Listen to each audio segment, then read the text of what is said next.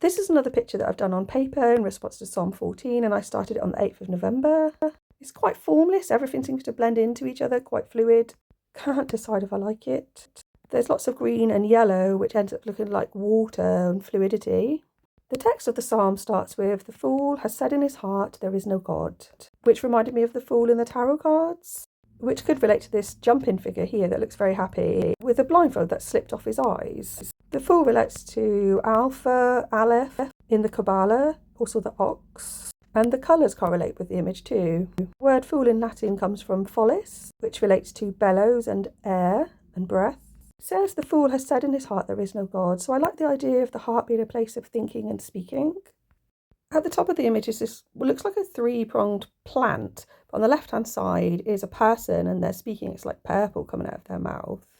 Reminds me of the fleur-de-lis. And because it's at the top, this idea of a voice speaking from heaven, and the text which says, "Have all the workers of iniquity no knowledge?"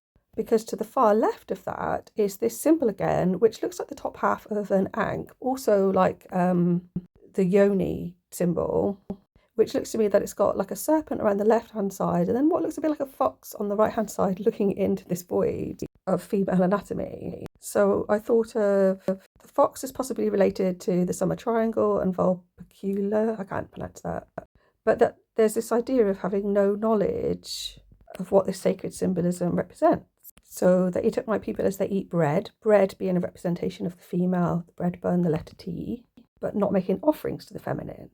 And in doing a little bit of research for this, I discovered that there were actually male cult prostitutes as well as female prostitutes, such as referenced in Kings 23:7. In this image, I see a yellow bird at the bottom, so representing the sun perhaps, above which there's a W. I've talked before about W and Cassiopeia, seated queen references. To the left of the W, you can see a male figure. You can actually see it better in the next image, which I suspect may link to Cepheus in mythology. And then over to the far right of this image is a yellow flower, which I think looks like a tulip, which I found some references relate to the idea of joy, God's favour, or manna. And I think maybe relates to the last line, which says, "Israel shall be glad." So you can see the male figure to the left of the W a bit clearer there. He's sort of purple with sort of prongs on his head. But below that, you can see this beautiful bird, which may represent Andromeda.